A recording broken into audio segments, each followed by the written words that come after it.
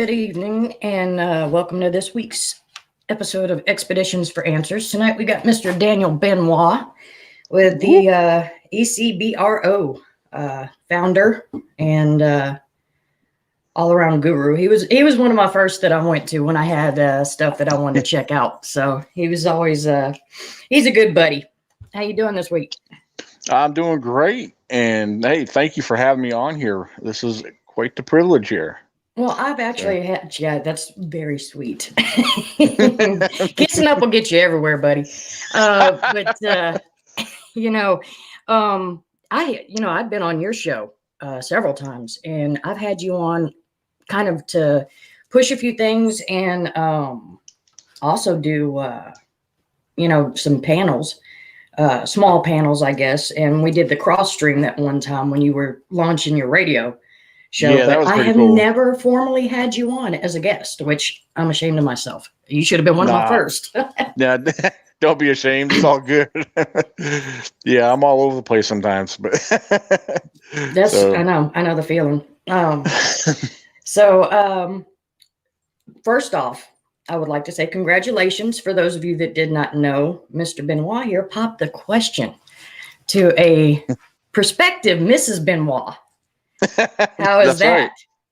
Oh, that's a great. We're definitely looking forward to that. It's actually something we've both talked about in the past, and these last few months, the discussions and talks about future and everything else got so more concrete, and things between us have been going. It's been going amazing, and me and Haley, we've actually known each other for a little over 3 years, but been physically seeing each other for the last 5 going on 6 months.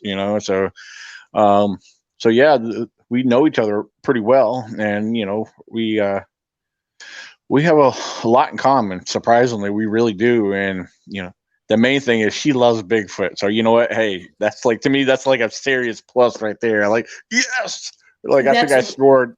that is a keeper right there. If you can find a girl you can squatch with, that's a keeper. That Yeah, is a definite.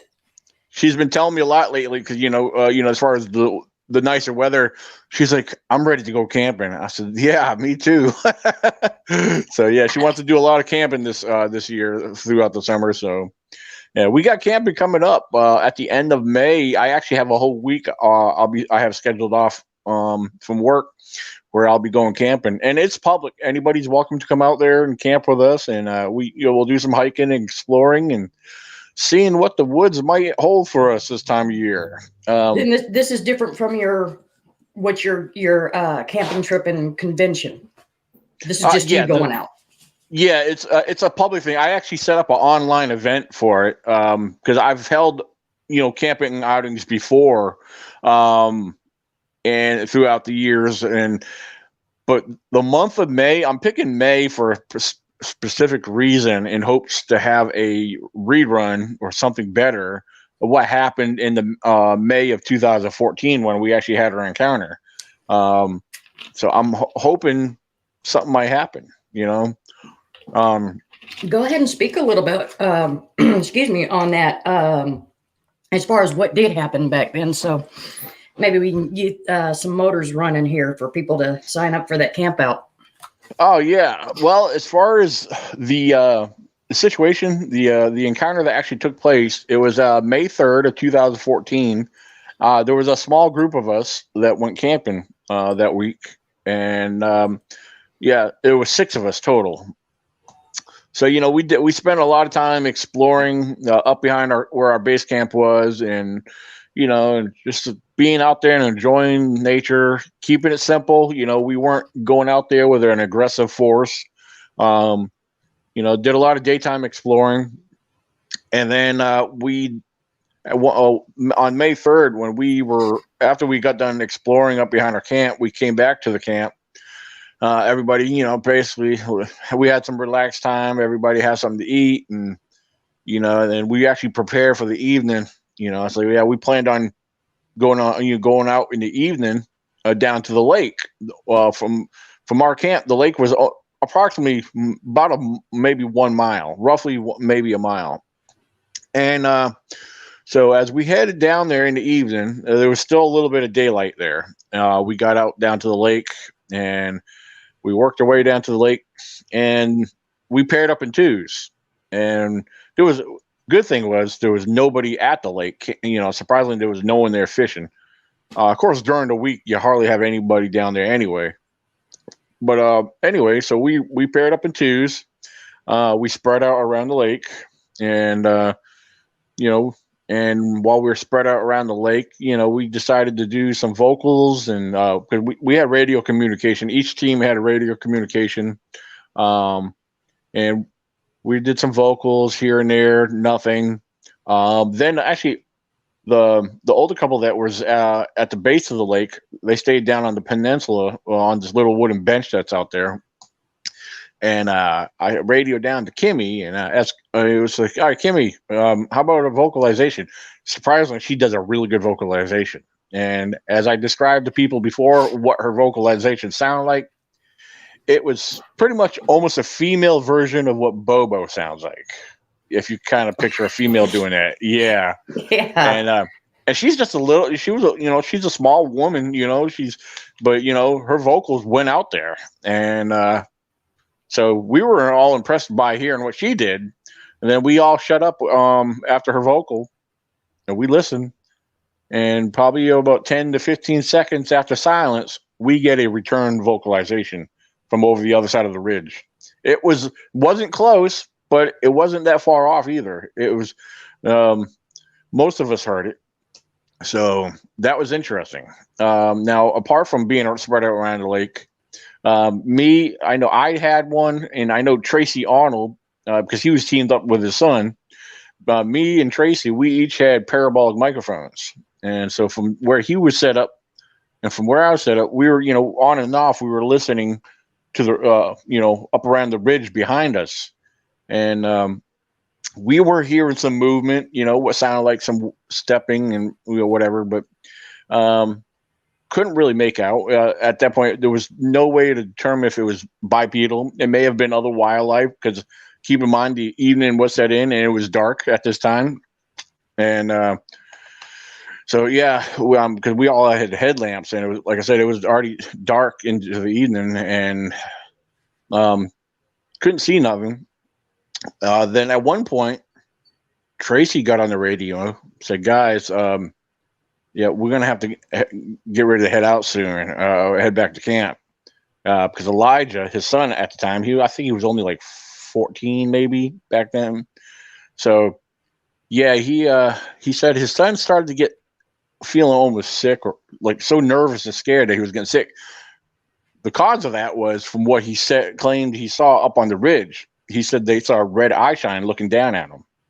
And that made him so scared, it kind of made him feel, I guess when you get so scared, it starts messing with your stomach, with your nerves and everything. Yeah. So, after all this came about, we all regrouped, and, like you said, we all met back together at the beginning of the lake and started back on foot to head back to camp. And it was pretty late at that point. And so as we were walking back out the gravel road that went out to the main forest road, we were all walking on single file line. Everybody was kind of talking at normal tone. We weren't trying to be quiet because, hey, our mission was to head back to camp. And as we were walking out there, I'm in the lead. I'm the lead person in front. And, we noticed some eye shine off to the right, seeing it bobbing around. Had obvious deer, as much as we had headlights, the lights pretty much lit up the area. But it's funny because, it was so dark, couldn't see the shape of the deer, seen the eye shine, the blue marble looking glare, as it was bobbing, as we was walking through. And we were pretty close to it. It didn't run off. It just took its time walking away, which was kind of weird. Most deer would run off from you, So after seeing that, we kept going. Then something up on the left-hand side caught my attention, and I had stopped, and I'm looking. Something yellowish, reflecting. I didn't know what the heck it was. Tracy Arnold was the next one behind me. I said, Tracy, look at that. and all of a sudden, I know he had to see it at the same time I did. We realized it was actually a set of eyes because it blinked. And all of a sudden, we were like, what the heck? And then he's like, guys, get up here. We got eye shine. But whatever that was disappeared. Apparently, it ran into the woods. Because at my first initial point was when I called Tracy, I said, Tracy, is that a freaking mountain lion? Because, it appeared to be low to the ground, which we soon learned why it was low to the ground. Well, when we all got up to that point where we saw it, all of us grouped in the area, all our headlamps were shining in there. And then we saw it again, easily a good 30 feet out from where we were standing. Now, at that particular moment, we didn't realize, but from the edge of the road there, the gravel road, it actually sloped down several feet, then leveled back out. Explains why it was kind of sitting a little low. So, but as we got in there, we noticed that set of eye shine. We're looking down at it now, and we noticed it was like doing a swaying motion, side to side, fairly fast, And like, what the heck is that? Bright yellow eyes, blinking. So the motion was swaying side to side, and we had no idea what it was. And then it got a little more interesting. Like a few feet, about 4 or 5 feet to the right of that one, we noticed another set of eyes shine, but it was much taller. And here we are. We have one. We estimated the small one to be around 4 feet. Now this other one was taller than that one. It was roughly around 6 feet tall. Same color eye shine. Same color, like a yellowish color eye shine. I never heard anyone describe that color. I hear more of an orange to an amber, more of an amber color, which is, to me, that's kind of a reddish color. Because a lot of people describe red eye shine. And I never, and what we were seeing, we all agreed they were all yellow, perhaps maybe it could have appeared different. Maybe at a different angle, or maybe using a different lighting. Because most of our headlamps were, what do you call them? LED lamps. Yeah. And so anyway, so as we were observing this, we got Sorry, a I forgot 4 foot. my phone on silent. Oh no, you're fine. No, you're fine. I thought it was my phone. So yeah, we're looking at a 4 foot one. Now we got a 6 foot one. The 6 foot one is not moving. It's just standing there. Now keep in mind, we're not seeing no details. We're not seeing no features. We're just seeing eye shine. So this is what has us puzzled. We're like kind of, it's kind of mind boggling, but it's kind of exciting because it's a mystery. Because I'm not able, at this point, I'm not able to identify what we're looking at. But the big one, just like the little one, the big one was blinking its eyes more and more. As far as the blink of the eyes, that could have been from the brightness of our headlamps, that we had on our heads. So here it is, a few minutes. We're observing 2 of them now. The small one's still swaying, not as fast, but it's still swaying side to side. So then all of a sudden, keep in mind, it's kind of thick in this area. There's a lot of bushes, there's some trees. But where these 2 subjects are standing, their eye shine was very visible. And over to the right of the 6 foot one, down low, we notice a third set of eyes. This one here started off very low behind the bushes. And I believe it was me and Tracy that recognized, observed this. And we said, God, I forget who it was. It may have been me. I couldn't remember. It might have been Tracy. But one of us pointed out the other third set of eye shine. And one thing I observed from this, it was raising up. It was getting taller and taller and taller, as if it was crouched down. And then all of a sudden, when it stood all the way up, which I'm assuming it stood all the way up, because it was easily towering over the 6 foot one by 2 feet. So we're looking, now we have 3 subjects here. We have a 4 foot, a 6 foot. Now we have a 8 foot subject. And this one here, the eye shine was actually a little larger, same color, and it blinked its eyes once or twice. Now this is getting a little, it's getting actually a little bit more exciting. Now keep in mind, our group, there's actually a video of this whole situation taking place. I didn't know it, but the one guy that was with us, he was filming all this. Wow. And there's a disappointment involved in that because some people claimed it. Some people could claim they saw the eye shine in it. I watched that video multiple times. I can't pick out anything that we were seeing in that video because from where we were standing to the distance where they were, I'm saying 30 feet. They actually may have been a little closer, but 30 feet. I'm gonna stick with 30 feet, even though sometimes when I think back, I said 30 feet is actually a good distance. And that may be accurate, but it was 30 feet still close to me. But so anyway, as we're observing this, some of us are getting excited. I know Tracy Arnold was making noises and trying to trigger a response. And, we never got no vocals, no sounds, nothing whatsoever out of these three. And then something interesting really did happen. And after this here, I think it was Tracy that said, guys, we got squatches. Because what confirmed it for me, because, the thought was in my mind, but I didn't say nothing. Tracy was the first one to say something. But we did make out a shape. With the tallest one, when it turned and like it took a step and then turned back facing us. When it made that maneuver, I guess from the angle from our light, the light that we had projecting into the woods, it caught the silhouette. It caught the shape. Because the one thing I was able to make out was the shape of a big round head and very broad shoulders. That was the only thing I saw out of that whole thing besides the eye shine.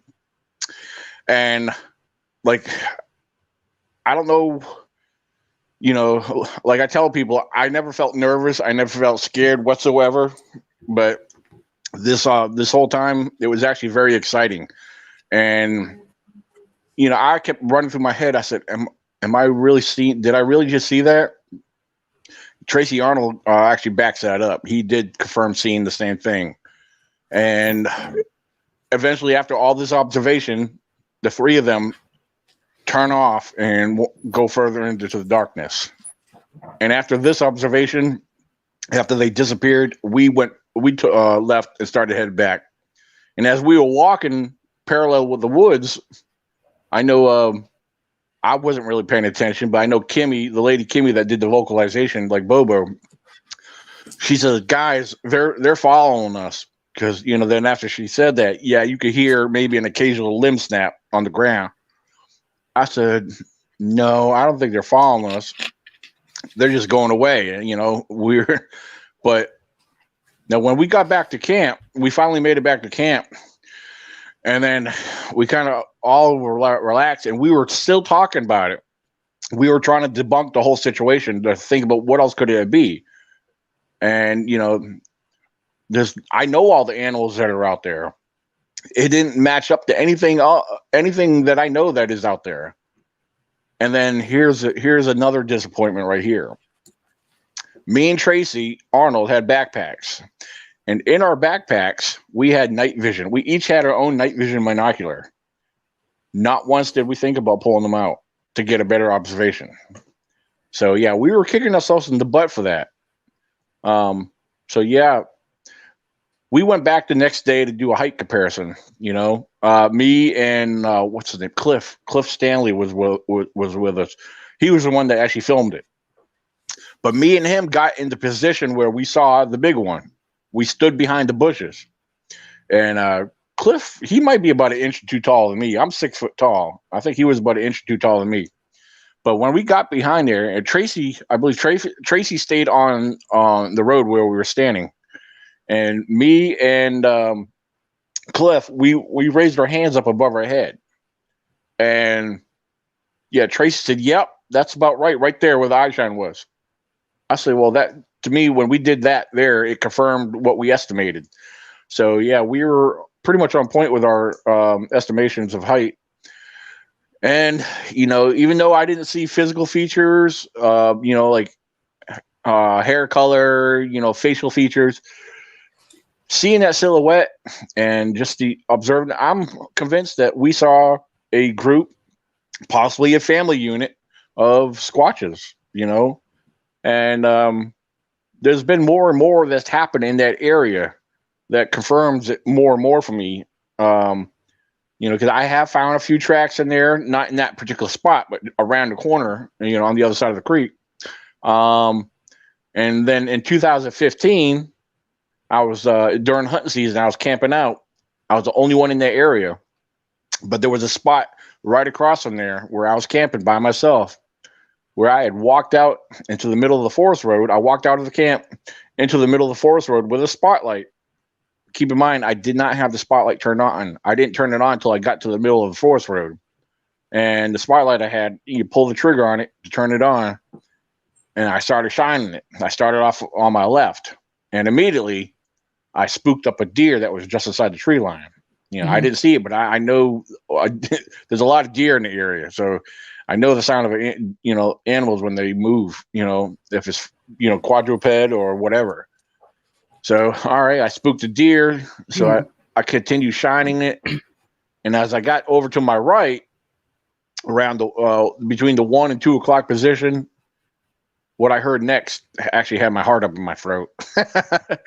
Now, keep in mind, I didn't see this, just like I didn't see the deer. But what I heard next was steps, bipedal steps of a very large and heavy bipedal subject. Because whatever was inside that tree line was probably not far beyond that tree line. Because every step it took, you could hear each crunch and thump as it stepped. It wasn't a slow walk, but it wasn't a real fast walk either. Yeah. And you could hear it. It was actually going away from me. And I was by myself. I was unarmed, my weapon, my gun was back at the camp leaning up against my vehicle. And so as I heard this, I'm hearing it very clearly, and I'm actually literally walking backwards, and as I'm walking backwards, I'm actually reaching down on my belt loop where my keys were hanging and making sure my vehicle was unlocked if I have to get in my vehicle and take off. But yeah. So, but as I got back into camp, I actually calmed down. I was relaxed because I had time to clarify and realize what was going on. I said, whatever that was, if it meant me any harm, it would have came out at me. It went away from me, So, but I'm convinced that was bipedal. It was definitely bipedal. If you listen to the steps, if you're familiar with hearing, bipedal steps, it was definitely that. And like I said, it was heavy. It had some weight to it. I don't know how big it was, but it was heavy. So, because to hear every step, boom, boom, boom, and at the same time you could hear it crunching whatever it was stepping on. So, yeah, those are my two major situations I've had. I mean, I've had other minor things, throughout the years, but that was probably the coolest things that I've ever experienced, Real quick, go ahead and take us back to what got you into this. I mean, that's always, when you talk to researchers, that's always the first question people, what got you into this? Was it just watching Finding Bigfoot and other shows, or Harry and the Hendersons, whatever it may be, that got you on the path to wanting to find it? Or did you actually have your own personal research, or not personal research, personal encounter? I can't talk tonight. Sorry about that. No, you're fine. You know where I'm going with this, and so does everybody else. They've seen all the other podcasts, so it's not like I have a big fan base. So and don't even call it a fan base. It's like, this is my family because I pay them to watch. Oh yeah, absolutely. No, it's the thing is, I'm somebody who's always appreciated and loved the outdoors, and I've spent a lot of time out in the woods since I was a young kid. Hunting with Dad, I've always went along with Dad as he went hunting, and but it was, everybody knows about the Patterson footage. It's been around for many years, and I remember seeing it a few times. But then it was a particular episode that really struck to me. It was included in one of the documentaries, and where they actually had Bill Munns, graphic analyst, video analyst, and they had, where they got science involved to try to mimic the gait of of Patty in the footage, and just watching that and everything, it really kind of hit home, where they can't debunk this, you know, and and that was very fascinating for me, and it just kind of sparked something inside me. Every chance I got, I went out into the woods to explore, and you know, and I started to become more observant. My senses started to be more, I guess, heightened. Like everything was like the volume on all my senses was turned up. Let me put it that way. Yeah. I was listening more. I was looking more. Yeah, on occasions I even smell the air more. But that's actually important at times too to do that. Yeah. Yeah. But so as I got more involved with my senses being turned up, and as I'm exploring the forest, I started noticing things that I'm sure 95% of people ignore or just overlook. And I started taking notes. I started documenting things, and then I started finding things. That's why over the years, people ask me, how many casts do you have? I said, well, I tell them, I said, approximately at least a dozen.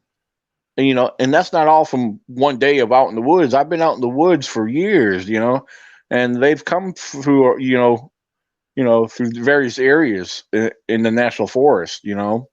People don't realize here in Virginia, the national forest is probably, shoot, uh, it's a very large portion of the state, Yeah. you know. Um, and then that doesn't include the other states where it borders into. Mainly it goes a lot into the West Virginia. It connects into West Virginia. So, but yeah, over the years I have collected a series of tracks, and um, and just it's become a passion. It's more of an interest. It's a passion. A, a passion to want to find and gather more information. I want to learn as much as I can, and if I learn something, I want to share that information. And I'm not a know-it-all, nor am I an expert or claim to be an expert. But I do a lot of research and studies, both in and out of the field. I do a lot of studies out of the field on various topics, as I also research wildlife. So I do a lot of comparisons. Even with wildlife that we don't have here in the states.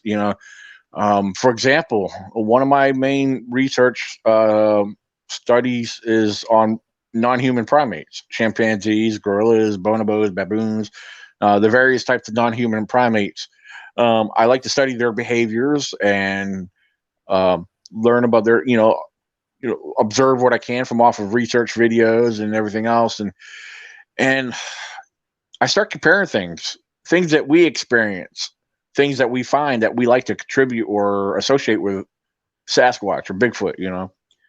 And over the years, I have found a lot of similarities, even with some of the vocals that we come across that's unknown, that we can't pinpoint towards any known species here in the United States, in North America.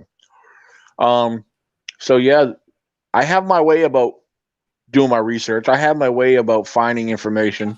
A lot of people may not agree with it, but in my own mind, it's scientific, and it's, it may be slower compared to how other people approach the subject, but I'm willing to take the time to come up with my own logical conclusions and, considerations towards the subject. So, yeah, it's, that's kind of how it goes with me. Because, with comparison and everything, I make charts. I even write things down, or I'll add the information on my laptop. I'll write down a series of characteristics of what we associate with Bigfoot, and a series of characteristics with our non-human primates. And I have to ask myself, okay, this is what we believe Bigfoot does. We cross line it over to if we have a match to our non-human primates. are they affiliated with this, or are they known for this? And if you get where I'm getting at. But so it's a fun study. It's a fun research method that I do. That's just one of many things I do. Because, like I said, I have my ways of looking at things and doing my research and drawing my own conclusions. And the things that I believe, are they facts? They're facts regarding to our what we have is to our known wildlife, but are they facts when they come to Bigfoot? That's the big question. And that's where we can't say yeah, and we and we can't say they are unless we physically observe that and have that evidence of them. We can only believe that they are doing it, which there's a lot. I do believe that they do, but again, my belief does not make it a fact, nor does anybody else's belief. So I want to be careful. Right now, I would. What's that? I said, if I could kiss you right now, I would. Because you're hitting on exactly everything that I really wanted to go into tonight, as far as where we stand. Right. Because and pre-show, I asked you, how cool were you with talking about this whole Matt Moneymaker basically getting called out. Leon Thompson, I love him to death. When I watched his video, I even told him I couldn't help but giggle right along with you, because Leon just chuckles a lot when he talks. Yeah. And you could tell when he's really into a subject, because he starts getting that grin and he just starts, giggling. But, with him, he basically threw the gauntlet. I mean, I know he says he's not calling anybody out, or he's not trying to do anything to people, but that's, come on now. Let's call it as it is, because that's basically what he's done. He went in and said, okay, Matt, you're the BFRO president. BFRO is basically what everybody associates with Bigfoot and, the show Finding Bigfoot. A lot of people got into it because of the show. And with him being the president and making these claims on these tracks, without having vetted them, without having an investigator, it makes you, and Leon approaches what he's doing for benefits for, it could be people like you and I, or it could be the benefit of somebody that's just starting out. You don't want somebody that does have such a high profile in this world or in this community that's going to make a, factual, statement that was basically, I know, which is the words I stay away from. And basically what you were saying, I believe is the terms that I always use, or I think, things like that, because we really don't know anything when it comes to this stuff. So, it's got a lot of people kind of going, oh my gosh, is he really doing that to, Matt?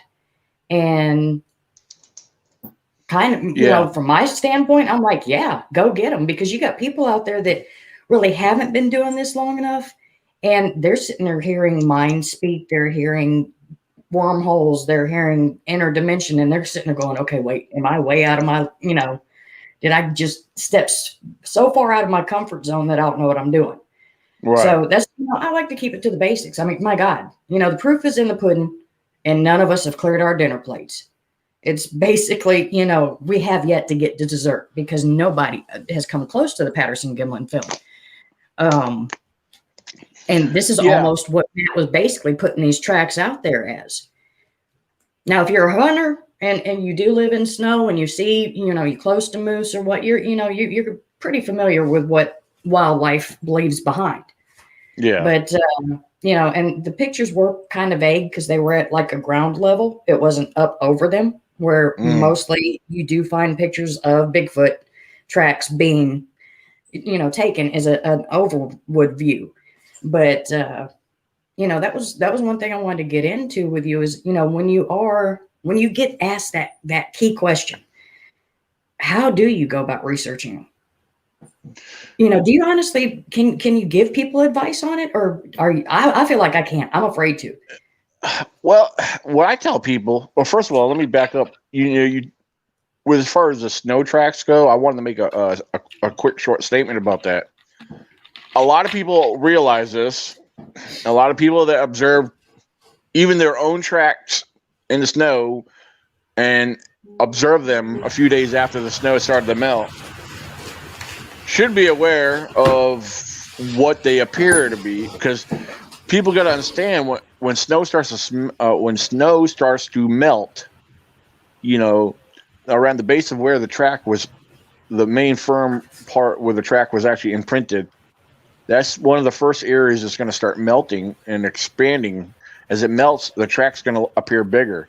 Now, for example, if somebody goes out in the woods and if there was a set of bear tracks in the woods where the bear made his way through there maybe 3 days to a week earlier than the time you're first seeing them, keep in mind, everybody knows how a bear walks. Their steps, their front and rear, their rear foot and their front paws, most of the time usually do connect.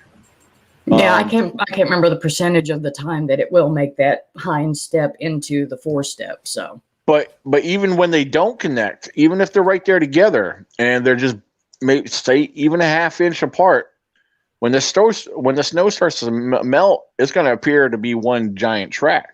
yeah. You know, so there is a deception with snow tracks and snow melt around the base of a track. So it can be very deceiving to any of us, so myself included. I will not exclude myself out of anything that I share or present. And I try to make sure people understand that. As like Leon says, he doesn't try to, zero anybody out, which in the past, I'll admit, I was guilty of doing that, though. I used to do that. But my main thing is I always question people, because I believe everything needs to be questioned, and people are afraid to question people. They just want to accept it and or just run with it, So, but as far as getting people involved or new people, I've been asked numerous times from newbies and people that just want to get involved with it. Like, what should I do? What do I need? Well, one thing I carefully tell people is one, common sense. But the thing is, there's a few simple steps I've always noted for people. I said, first of all, pick an area out, get familiar with that, know and learn about the wildlife that inhabit the area, that either hang in the area or pass through that area, and get familiar, get well acquainted with them, and overall the terrain. That's basic stuff right there. And it's very important to get familiar with what's in the area, especially if there's bears that roam that area or pass through that area. The one thing I hear all the time from people, like, oh, there's no bears in my area. They think they can rule that out by saying that. Well, that's what they want to believe. Just because you don't see bears in an area doesn't mean they're not there. Bears, I have been fortunate to see bears out during my hikes, in the woods. I've seen them quite a few times. I've had some close and some distant encounters with bears. That's another thing I'm very observant about. When I'm out in the woods, I have to think about bears a lot because bears dominate out there. There's so much of them. So when I see tracks, I have to be careful observing them because some of them are double step bear tracks, very common with a black bear or even a grizzly, there ain't no grizzlies out here, but we have tons of black bears out here. Mm-hmm. So that's one thing I try to encourage people. That's why I tell people, before getting involved looking for Bigfoot, you got to know, learn and know what is known before seeking the unknown. It's one thing I throw out there all the time. Like some of the filming that we did with a documentary that's being filmed with me. As we were walking through the woods, I was able to point that out as the producer was following me in the woods. And we came across what appeared to be one big impression with the leaves. And I carefully removed the leaf litter to reveal that there was actually two tracks there, and they belonged to a bear. So the deception is very easily, you could easily be deceived without further observation, without carefully observing and analyzing something. If I wanted to believe that was a Bigfoot track, I probably would have believed it was a Bigfoot track if I didn't carefully remove the debris and see the details that were lying underneath what was covering it. But I did point that out in my filming, in the filming that we did for the first part of the documentary footage. So, but yeah, it's one thing I always tell people, and even when I've done my own field videos, if I come across that, I try to point that out if I come across it, Um, if you're going to find a Bigfoot track, if you come across a Bigfoot track, there's pretty much almost no denying that is a one solid track, But then again, there's deception involved with that too, because I've been fooled myself thinking I'm finding a Bigfoot track, and after observing it, I said, "Crap, there's another set of toes right here in the middle of it." Yeah. So basically, you got the front paw and the hind paw, because sometimes the hind foot, depending on the size of the bear, could be anywhere from 10 inches up to 13, 14 inches. Yes, I have seen 14 to 15-inch bear tracks on a trail one time. And I wouldn't want to run into that. yeah, people don't realize we have big black bears here in the state, But Pennsylvania's gotten bigger than us. We got our record's over 700 pounds. Pennsylvania, their record's over 800 something pounds on black bears. So who knows? We're all, I'm sure we got bigger ones than around here. Just they haven't been documented yet, But so yeah, they're around. So yeah, but that's what I tell people: is just get familiar with the terrain, learn and study your wildlife.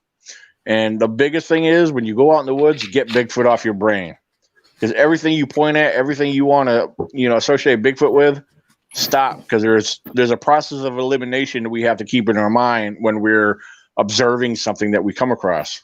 Mm-hmm. There's several other possible responsible suspects. Regardless if we're looking at a broken tree or a structure, got to consider, that structure looks like it was done by hands. Okay, was it another human? Can't say a human didn't do it because, you're there, so you can't rule out someone never else being there because you made it there, broken trees and, that look like they're fresh broken. Well, again, you got wildlife. Bears like to push and bend on trees. Bears uproot trees. Bears break trees. Bent trees. Here's a fun fact about bent trees. A lot of people do know this, but then again, you have some that don't. But over a period of time, trees will start bending, and they will bend by reaching for the sun. The fibers in the tree and stuff. Some trees like to do that. Then again, in some cases, a bear will climb up a tree, and if the bear is heavy enough, by the time it reaches a high enough point, the weight of that bear, if the weight's on one side, that tree's going to start leaning over that way.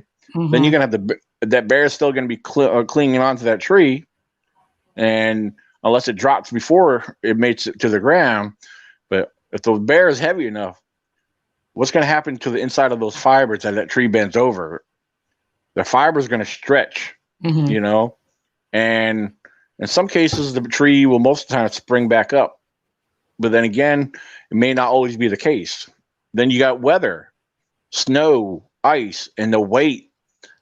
If it's, they'll bend the tree. And if the tree stays bent long enough, those fibers are going to stay that way.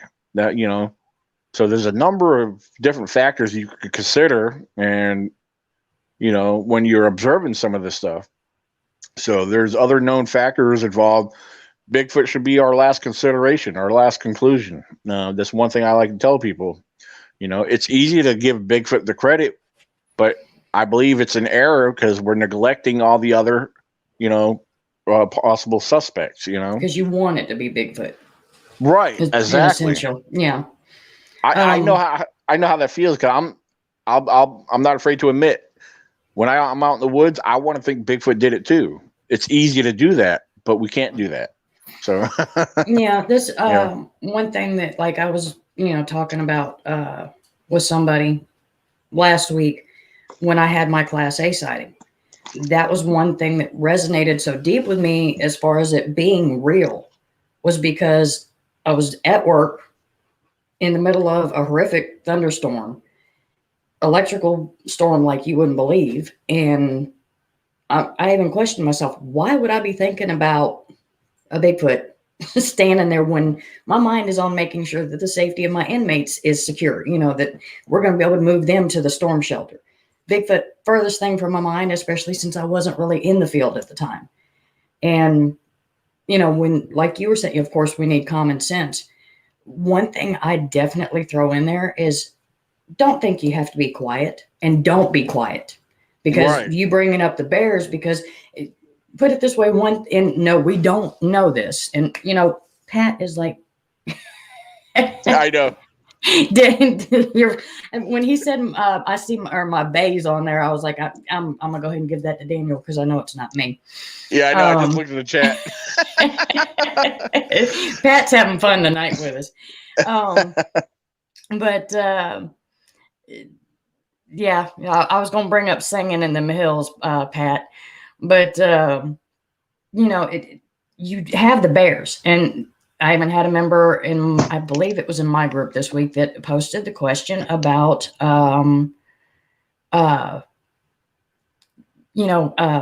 they have a lot of bears in the area. What do people go into the forest with? Right. And it's the kind of thing where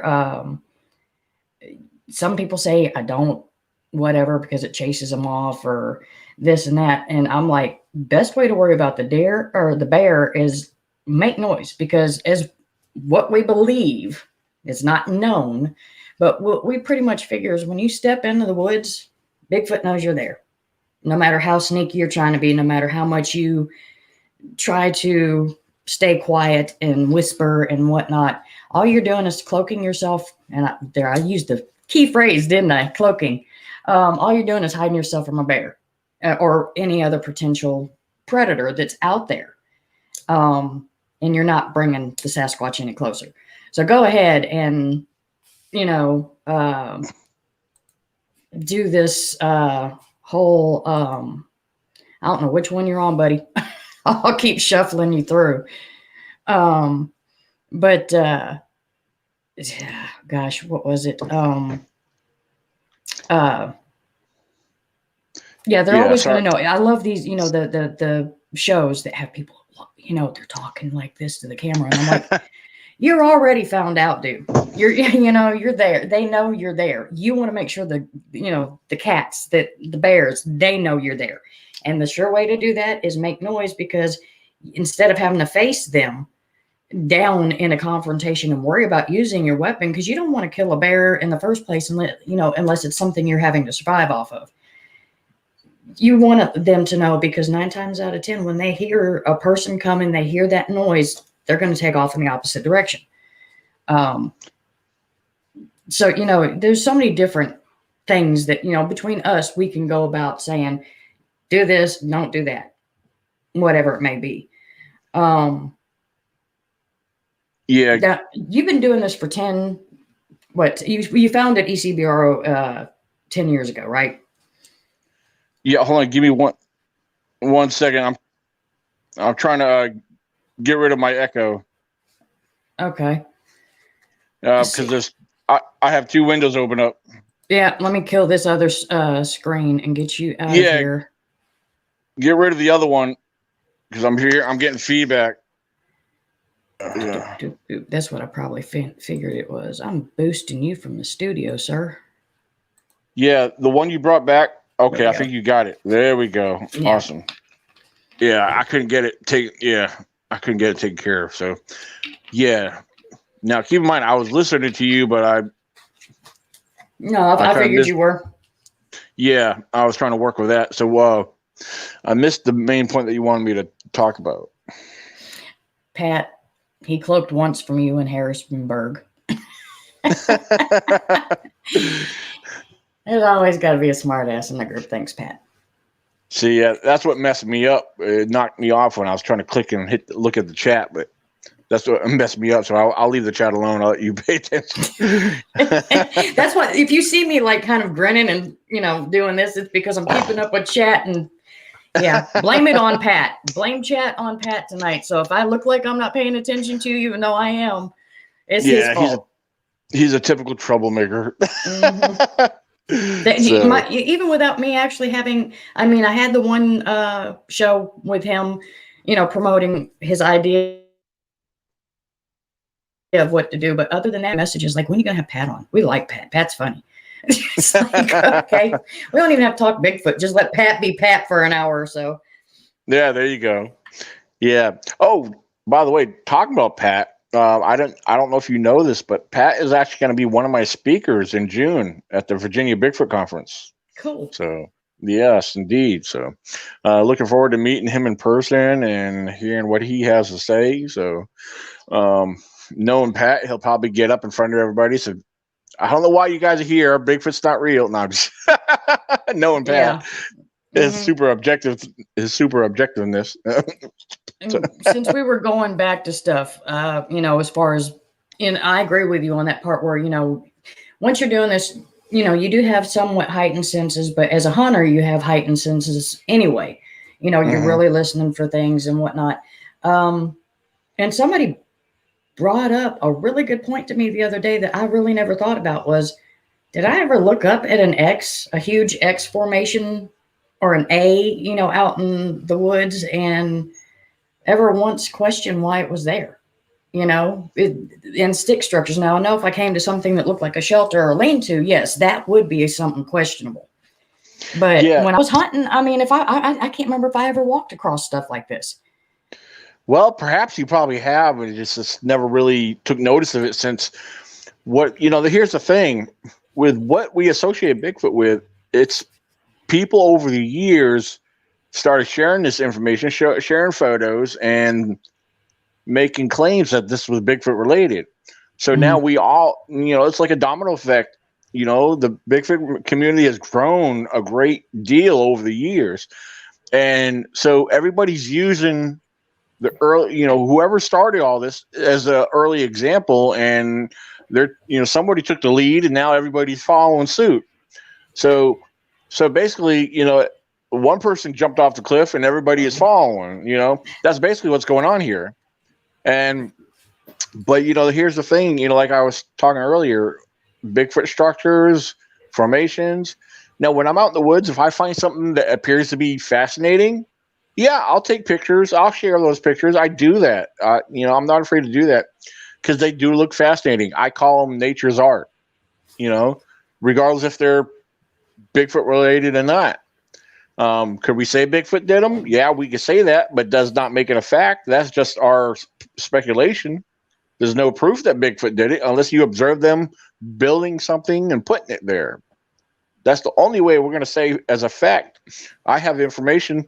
I have evidence. I have video footage of me watching a Bigfoot do this. No one's ever come forward with that information, so we can't make that claim. But then again, this is where I'm careful. Where as far as certain broken, twisted trees and certain structures, the tree knocks, the things that we experience out there. Now, who else does that? People don't realize this, but if you do enough in-depth research and study, you'll find that our non-human primates do this very same thing for various reasons. Intimidation, communication, anger, frustrations. They have our non-human primates. They express a lot of the same feelings that us humans do, but they express it and display it in different manners than we would do. X formations. I always like to believe that they were signs of dominance or no trespassing. But that's where, because when I first started off, even though I was trying to be my own person, I was kind of following suit with everybody else because that's what they believed. I was like, no, I don't want to believe what everyone. I want to know the truth. So I started looking at things and thinking a little bit more critical over the years and presenting more of a logical view on things. I'm not going to dismiss that Bigfoot's doing this, but I'm also not going to claim that Bigfoot did it because I didn't observe it. What constructed it. Two trees that fall against each other forming an X, that could be a simple natural phenomenon. That's weather. When weather blows over a tree, when trees get uprooted, they fall and catch and land on each other. People don't think of those kind of things. It could be all of a natural, occurrence. Then, unless a Bigfoot took 2 trees and boom, yeah, I would love for Bigfoot to be known to do that. We need to observe that. So Yeah, one of my pictures or one of the screensaver pictures that I have for the show is actually an ex that I took a picture of. I wouldn't right, have paid that thing 2 seconds of thought after looking at, of taking an actual picture had I not vetted it. And when I mean, and even then, like you said, we don't have video of them doing this, so we don't know it. But if you look at that picture, it's first thing I do is instead of looking at, where the edge of the tree is on the ground, whether it's a root ball pulled up or if it's just broken, I look up to see if it's a tree that snapped from above and fell or whatnot. And right. after going through, the whole process that we do when you're supposed to be actually trying to make that assumption of it belonging to a Bigfoot, um, these just there's a one part where 2 trees are actually interwoven between 3 other trees.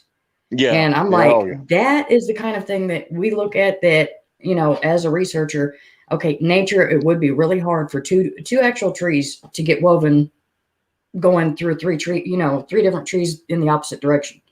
So Right. it's deductive reasoning, but at the same time, like I said, and like you said, it's what I believe did Yeah. this.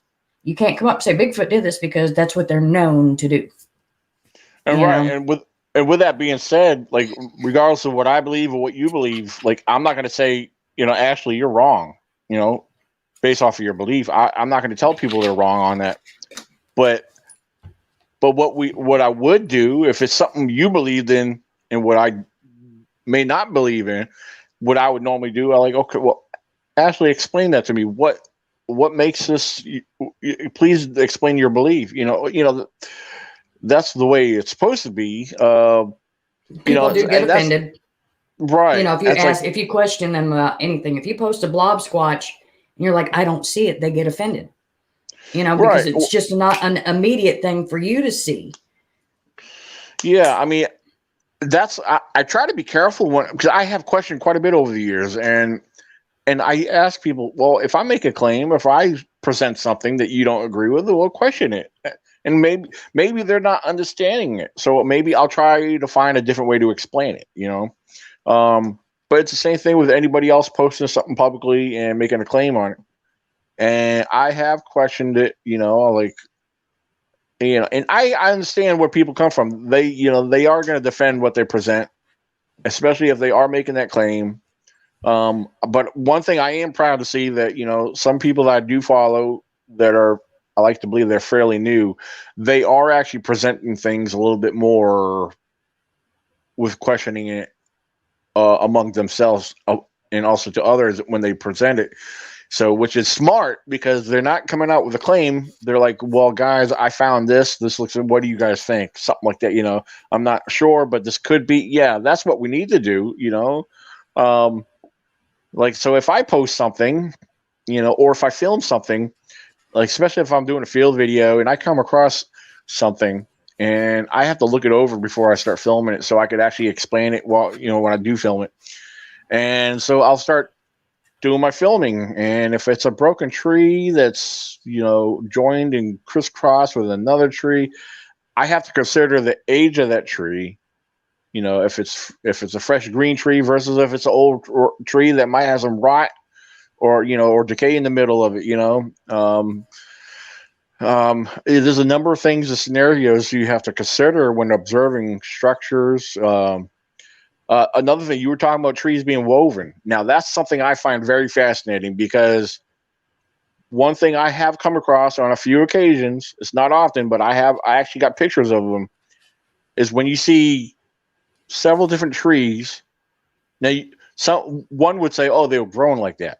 Okay, well, here's another thing. I found what appears to be.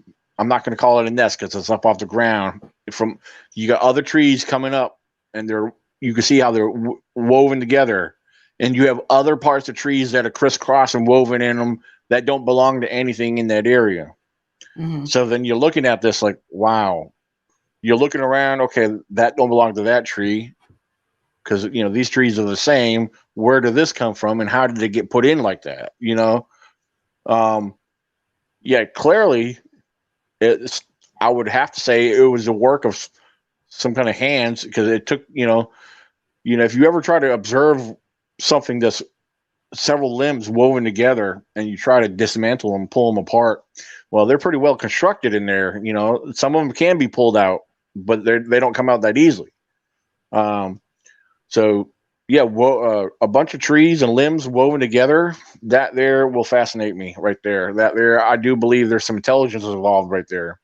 Because like I said, there's been a few occasions where I've either taken pictures, I've filmed stuff that I found, which I've created pictures from my films by taking screenshots of my films. So yeah, woven stuff is very fascinating. That's something to consider right there, because why would a human wove a bunch of trees together? It wouldn't, to me, thinking right off the top of my head, it doesn't make sense why a person would want to do this. It doesn't display any sign of a marker like stacked rocks, because people do that all the time, regardless if it's a marked trail, or I've been down to a creek where I found several stacked rocks in the middle of the creek, or it's a creek where summertime people probably get in the water and play right there. It's clean water, and the kids probably play stacking rocks, Yeah. But yeah, there's a lot to observe, and the thing is, Bigfooting is very fun, but the fun part, one of the things I find fun, and I love a good mystery, and I love trying to solve something. That's why I'm very objective, and I question what I find, and because I don't want to just assume or point fingers that, okay, Bigfoot did that. No, I want to take it on. I want to take on the mystery. I want to say, okay, I want to try to solve this. I want to try to consider my other possibilities. It could, and then as I question each other possible suspect, I have to look into each one. Well, how could this have done that? Why would they have done that? But if I can't come up with an answer, sometimes in some cases it's kind of, you scratch your head and you just leave it alone. And if you want to post a picture of what you can't figure out, let everybody else, speculate on it, and have fun with it, but that's all we could really do at this point, is just, really have fun with a lot of it, but I find it more fascinating trying to rule out all the other possibilities. I always like the challenge of trying to find and narrow down the truth, so. You actually just answered a question that I was, after I sent you the message earlier today, and it, of course, when you got a guest leading up, you pretty much know what you want to talk to them about, or you jot certain notes down throughout the week. And this one just kind of occurred to me today when I was sitting on the porch, and I was like, what keeps someone, seeing as how there's no money to be made in this, unless you're somebody like Jeff Meldrum that has a job as, professor of anthropology and primatology. And then you flip over to the Bigfoot or Sasquatch researcher that makes zero money and does not have a day job or whatever it may be. And what do you do to stay vetted is what, really kind of, because like you said, for us, it's a passion. Yeah. Mine is, that one key, that Class A sighting that really, kicked me off. And then when you go back and you look at people that have been doing this for 20, 40 years, they've never had a Class A sighting, and yet they still give 110%. So to basically, new researchers in the field and those that would be influenced by a show or a president of a founded organization that is dedicated to, the existence, what is it, if you don't have those kind of things driving you, what is it that you would say to somebody that is trying to find, it's been 50s, over 50 years, and we're still stumped, scratching our heads. Well, honestly, it's probably been well over 50 years since the Bigfoot phenomenon, since the Patterson footage, it pretty much exploded from there on out. But yeah, I mean, Bigfoot's been around a lot longer than that, but that footage really sparked it for a lot of people. Um, but the thing is, yeah, you got people like you were saying, there's people that get out there and do it all the time. For one thing, a lot of them could afford to do that because not all, the woods, to go Bigfooting is not everybody has the privilege of going in their backyard to go look for Bigfoot. I mean, yeah, I got woods behind my house, but it's not a big part of wood. If you go through the woods, you come out to a farm field. Um, but so me, I got to be able to drive out to the woods. I'm only about maybe 25, 30 minutes to where I go, to where I park and go. But the thing is, that 30 minutes, you still need the gas.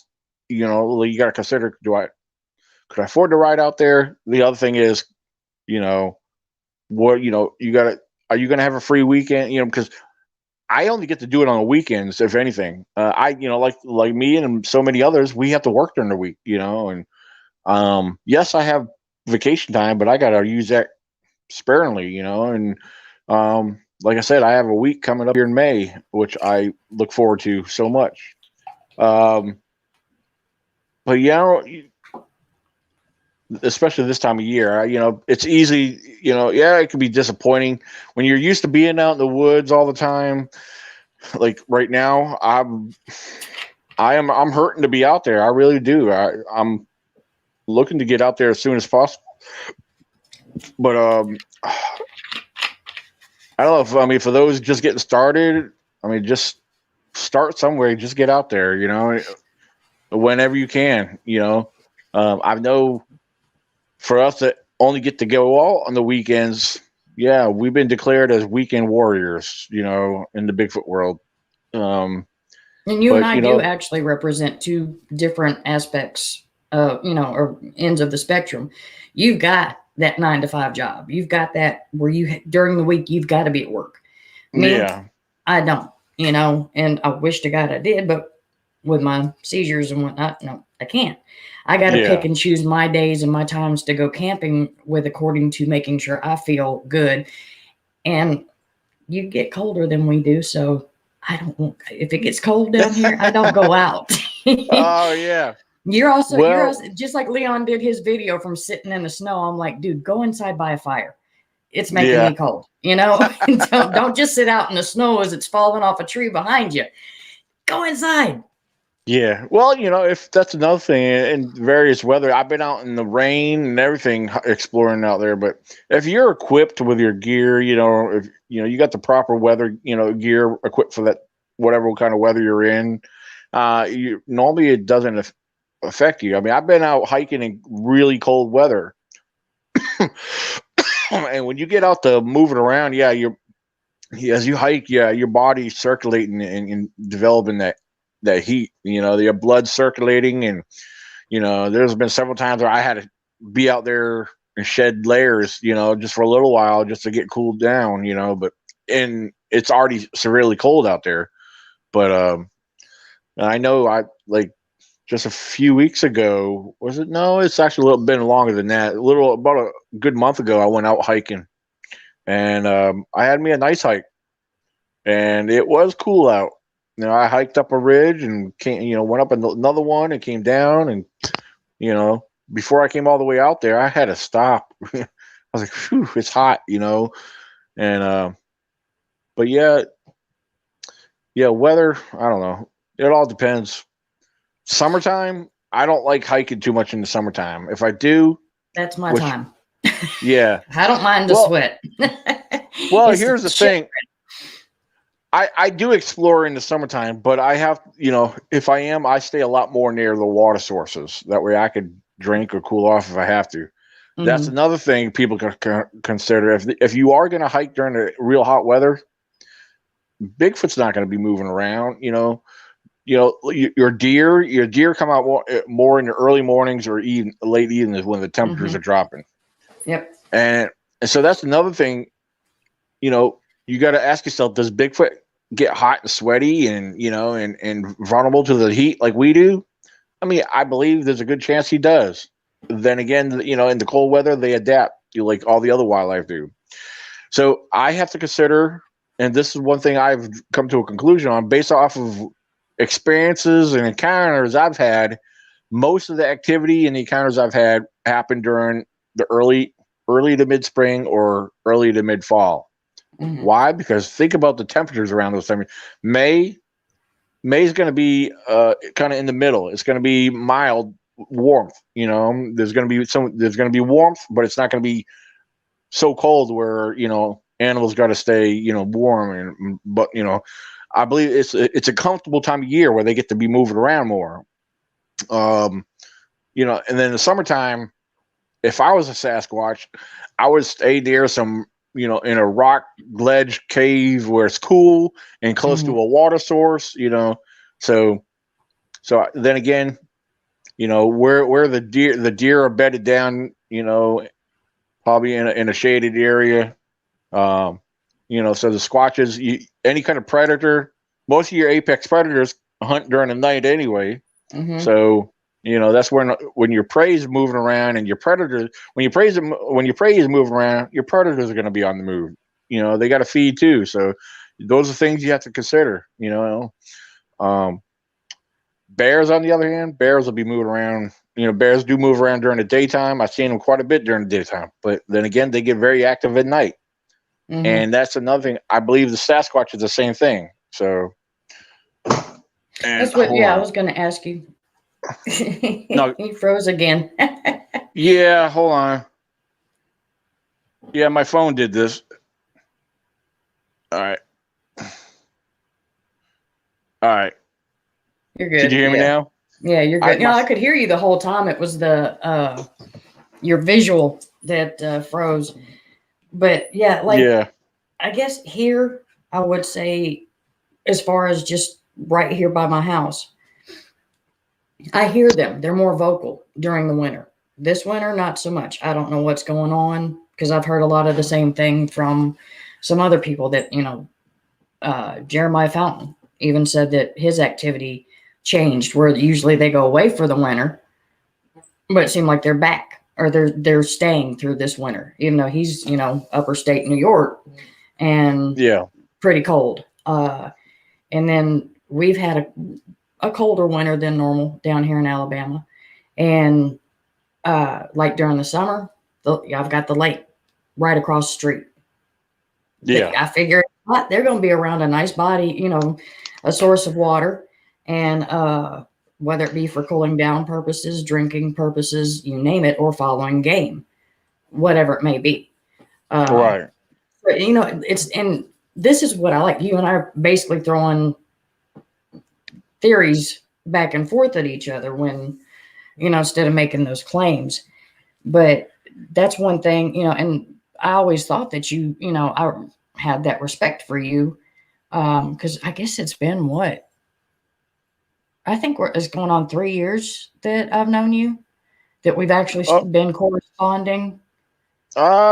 Maybe I thought I could have been a little longer. Maybe it was only 3 years. I feel like it's been a little longer. But I'm kind of sitting in the middle because I wasn't exactly sure what how many years, because I can't remember. But you were like one of the first people I sent a face shot that I thought I had gotten. Right. And you were honest with your feedback. And even though you did give me positive feedback on it, and your exact words were, I think you got one, and I still never posted that picture as far as it, look what I got, because I want that clarity. I want the same, when I share my evidence, I want it to be like Patterson Gimlin. I want people 50 plus years from now to still be talking about me as far as when it comes to what I did with footage or what footage I released of, whatnot. There will be no doubt. Nobody will ever have to say, okay, what are you filming? What is that blurry thing that just went by? Why do you have a badly pixelated picture or whatnot? Like I said, I'd rather have that irrefutable kind of thing where you can't be hoaxed, which you brought up.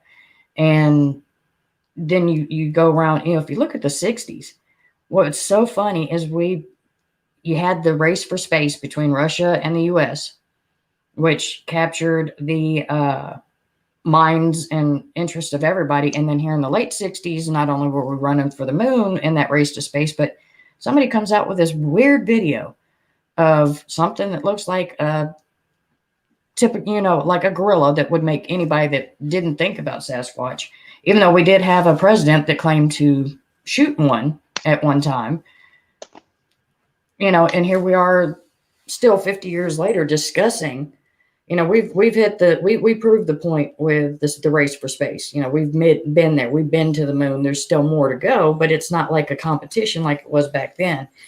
But now we're still stuck on that other thing that happened in the 60s, where this film, two guys on horseback just happened to catch of this very strange creature.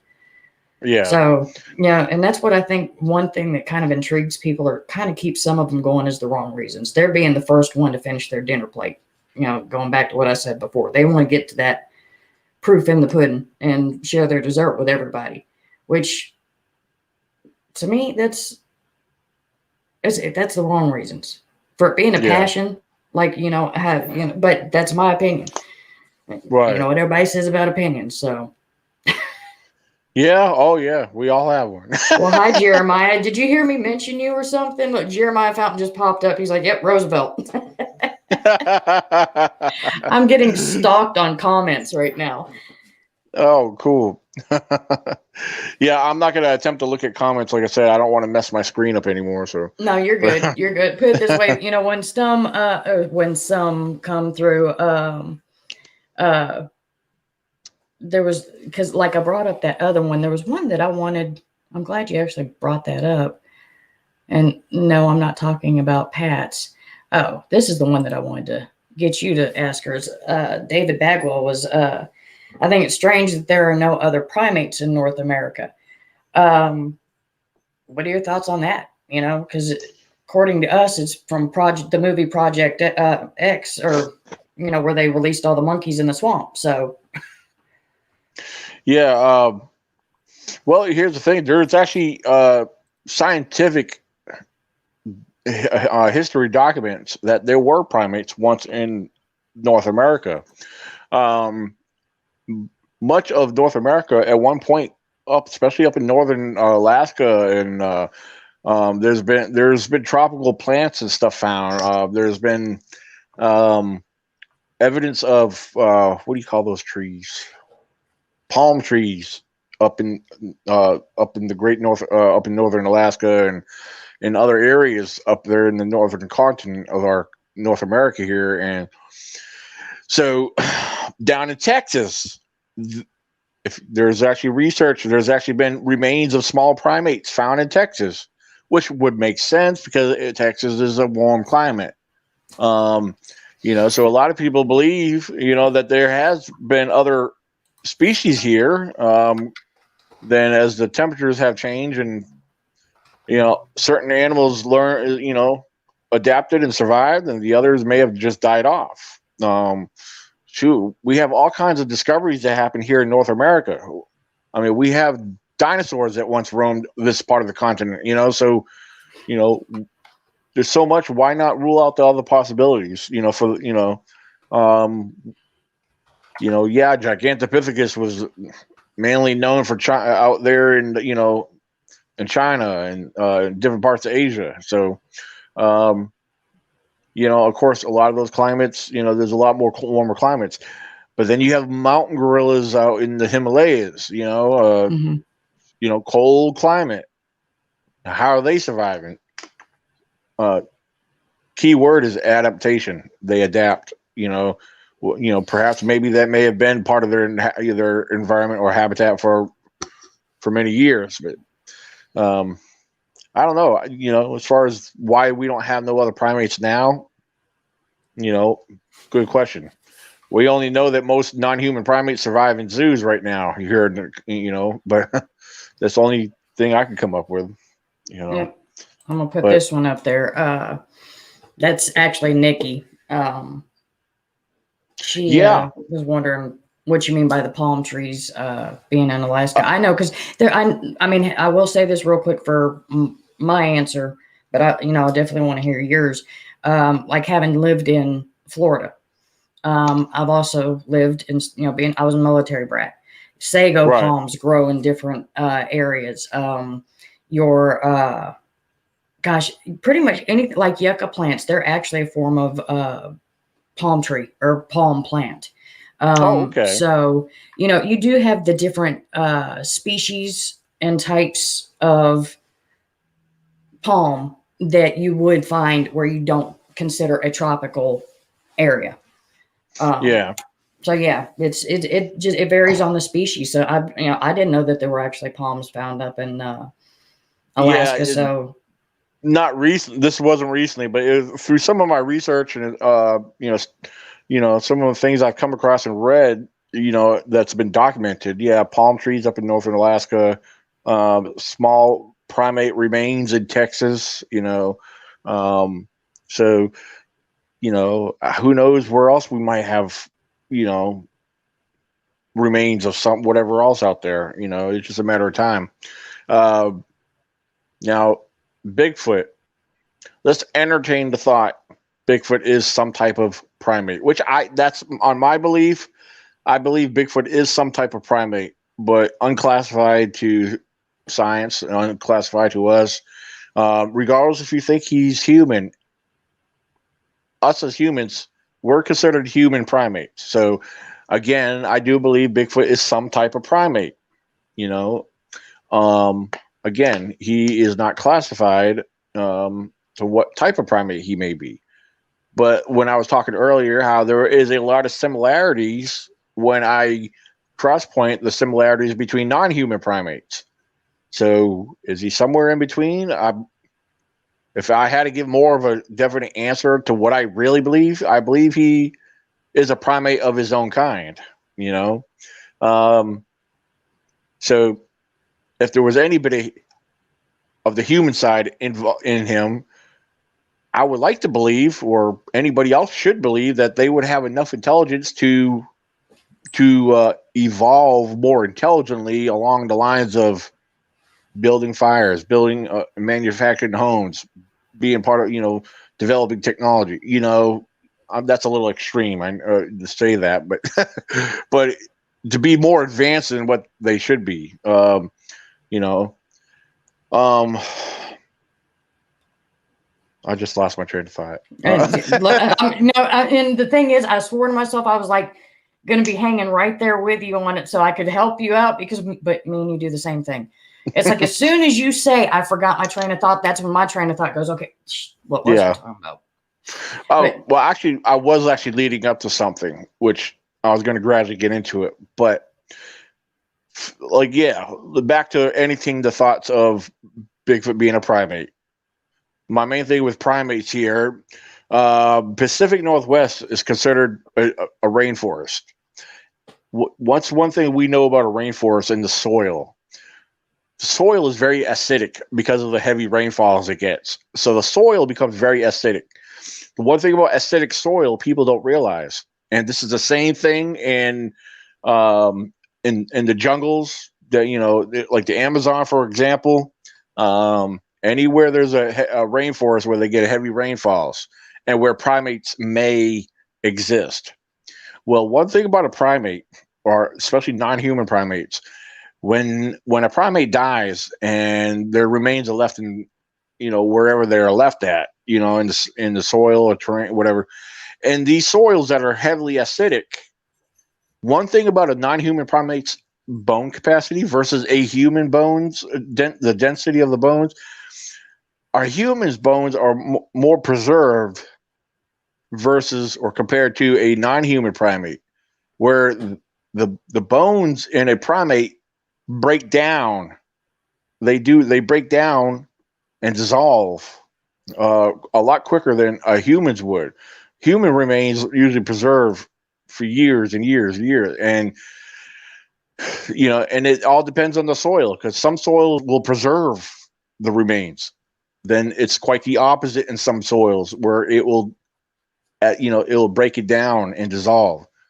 primate. That's a known fact about primate bones. I challenge or encourage anybody to study that, research that, find that out for yourself. But so let's say that up in the north, the Pacific Northwest, if a Bigfoot does die off somewhere hidden off in a cave or somewhere, and depends if big assuming or any also entertaining the thought, if Bigfoot does bury their own dead, which it has been observed with non-human primates, could it be a ritual with them where they cover the remains up, and over a period of time, those remains, what if they're getting dissolved and broken down by the acidic soil? High acidic levels in the soil could do a lot of damage to a lot of things. So it's something to consider and maybe keep in mind. That's one thing I wanted to share. But it is a true fact with non-human primate bones in acidic soil. It's one of the things I've came across, and I started looking into it a little bit.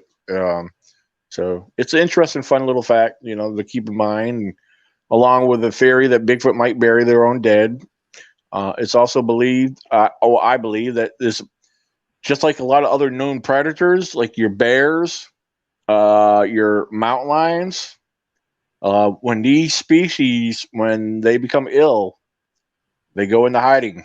They go off into an area that's well hidden, and they'll remain there till they die out.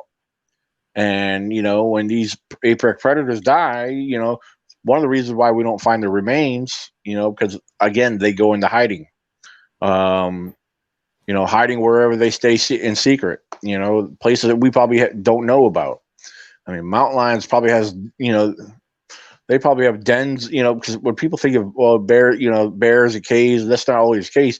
Bear will go underneath fallen timber, uprooted down trees.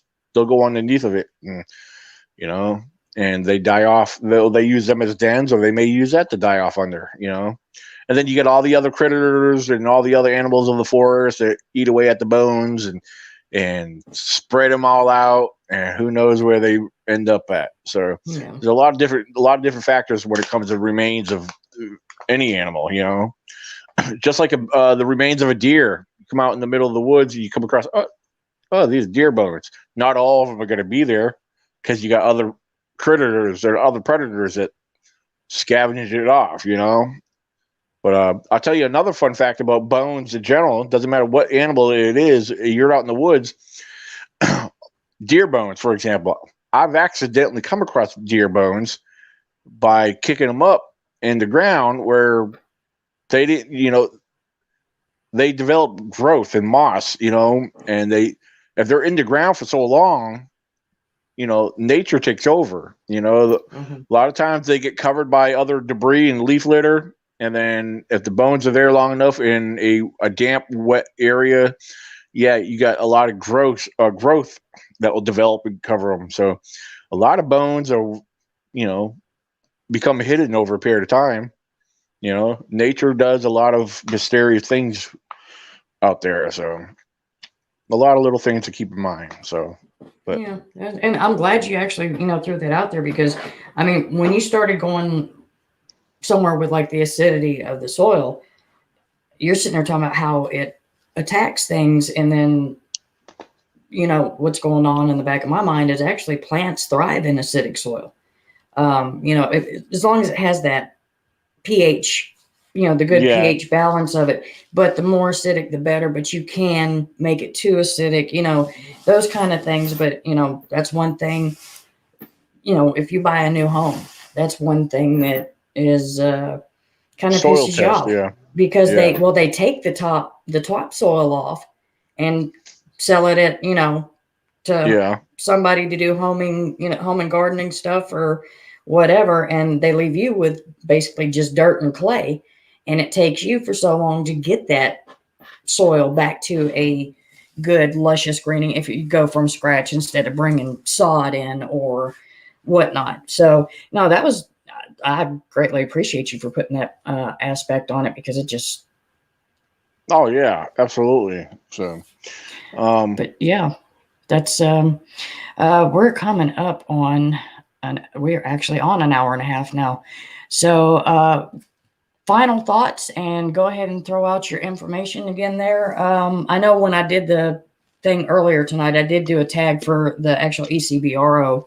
when I put the announcement on the page or in the group. Oh yeah. Well, I'll tell you what. I'll throw out a couple things. For those who may not know, and future listeners, June 26th and June 27th, right here in Virginia, is the annual E.C.B.R.O. Virginia Bigfoot Conference.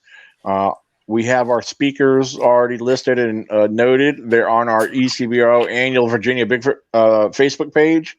Or you could just visit the event website at vabigfootcon.com. All the information on there. There's some minor things that may need to be updated, but again, you can check out vabigfootcon.com. You guys want to check out my YouTube channel? That's Bigfoot Zone with E.C.B.R.O. in parentheses. So yeah, there's pretty much that going on, and I do have camping coming up here at the end of May, May 23rd. Actually, I'll probably head out there on the 22nd, but I've been advertising it actually as the 23rd. Actually, no, I did advertise it on Facebook under events through the May 22nd through the 28th. So anybody interested wanting to come out and participate with that. A lot of people, when they do come out to my events, my camping outings, I know not everybody can stay the whole time, which is totally fine, especially due to work schedules and stuff like that. So, but if you come out for a couple of days, enjoy, and fellowship, we like to shoot the shit around the campfire and hang out at the camp at night and listen, because, of course, the night times when it gets very interesting out there with all the wildlife wakes up. So it's a good time. It's a hit and miss. Can I guarantee you activity? No, but it's a good chance it could happen. So come out there, enjoy being out there with us. We'll do some exploring, and it'll be a good time. Yes, everybody bring your own gear, supplies, etc., etc. Yeah. So if you're interested in that, you could hit me up on Facebook directly. Or you can email me at ecbro98@gmail.com. And pretty much that about covers it. If you guys want a good book, go to lulu.com or Amazon. You can find it directly on Amazon. It's called the Wildlife and Bigfoot Field Guide and an Objective View. Look that book up. Again, it's called Wildlife and Bigfoot Field Guide and an Objective View. It's a small booklet, and check it out. Give it a review, and I definitely appreciate that. I have another book you can find on Amazon as well. It's called Learning Bigfoot, Going Against the Grains of Science, and so check them out. And that's about it. And Okay. Ashley, thank you very much for having me on. For coming on. I'm like I said, it's been a little minute since we've actually been able to sit down and talk like this. I did put the link for the Facebook page for the Virginia convention. Excuse me, I was about to say conversation. I looked down and saw CONV. One more thing. Too. Yeah, there's one more thing I want to throw out there too. That's coming in June. Like I said, there's been some filming already started with it. We got more to do, but we do plan on having it ready on DVD. We will be doing a Bigfoot film documentary premiere at the conference in June on the 26th. The name of the Bigfoot documentary is called Elusive Legend. It's an E.C.B.R.O. story. But we have already got some pretty cool footage and even captured a vocalization on it. So, which is pretty cool. But like I said, we got more filming to do. I do have a Facebook event page. No, not an event page. We have a Facebook page created for the film documentary. Again, it's called Elusive Legend. So go find that, give it a like and follow. So we hope to have that available on DVD as well. And then as I learn more information about how that will get distributed we'll definitely let you know. I'll be sharing updates about it on our Facebook page and throughout. So, but yeah, I just want to give everybody a heads up. Elusive Legend, the Bigfoot film documentary, is on the way. So, with yours truly. So, Sorry, yep. I had to jump off and like have a sneezing fit. Okay. Yeah, I heard what you said though. But yeah, I put your email in the comments and put the link to the Facebook page for the Virginia conference. So hopefully that'll stir up some kind of well, more interest, excuse me, than I know you usually get. But thank you again for coming on. It's been great chatting with you. Need to do it more often, I know, because usually it's like it's hit and miss with us. Right. So yeah, you got your stuff going, and I try and keep my stuff going. Now that it's warming up, this girl will actually be outside. So, but yeah, I hope to get out there soon. Weekends has been busy for me too. If it's not all about being able to afford to go out there, most weekends I've been getting my grandson, and then I get together with my girlfriend. So yeah, so I may be getting them this weekend. I have to wait and see how that turns out. So that is one cute baby, and I can tell you, he's definitely got Grandpa wrapped around his fingers. Yes, he does. Yes, he does. I miss him because I live here in my apartment, by myself. It's a house, but I call it an apartment. But it's I mean, it's very lonely here, unless I'm hanging out with my girlfriend at her house, but that all change here soon after when we get married. We already have plans to we already figured out how we're living. So, but that's we're actually getting married in May. So about a week before my camping event. So dang. Well, so you're gonna have like a honeymoon and then a honeymoon, or is the camp out the honeymoon? Well, she's got her kids, so we're bringing my big cabin tent. So the cabin tent is designed where it's got a divider in the middle. You could completely zipper it down. So yeah, we'll have our privacy on our side. So. That must key in the woods. That is a must go to. As long wish I would have known about tents like that in the past. Gosh. Oh yeah. Well, this particular tent, I remember when I first started in Walmart. It was way over $200 when they first came out. I was like, huh? I said, I want this tent, but I said, I'm not paying $200 So I kept watching it, and finally the price started coming down, and finally I got it for $170. So, but that's not a bad price actually. Because it stayed that price for a long time. I was like, well, I better jump on it before they sell out. Yeah. You trust me. There's been lots of stuff I've missed out on thinking, I'm gonna get it when it drops. So would everybody else. But thanks again for coming on. It's been great talking to you. Thank everybody for tuning in and listening to a couple, nuts that like to look for big apes in the woods. Absolutely. So. Yeah. There's some other Bigfoot encounters and other stories too, if they want to check out. If you guys follow Spotify, Podbean, Google Podcasts, Apple Podcasts, Pandora, I have a radio show that's on Anchor as well. It's called E.C.B.R.O. Bigfoot Radio. You guys go check that out, and you can find it. It's also on iHeartRadio as well. So. Yeah, I follow on Spotify. I have a Facebook page set up for that too, where I usually share content. So okay, but yeah. So yes, Mr. Daniel Benoit, definitely staying busy as always. Thank you guys for tuning in. You'll have a great week, and we will see you back here next Wednesday. Bye-bye. Absolutely, squatch on, guys. Yeah. You almost made me forget mine. And look, I'm even wearing my shirt that kind of does is keep rocking your squatching. Yeah, this one here is my South Carolina Bigfoot Festival shirt. And sweet. I went into a store earlier on my delivery earlier, and the lady at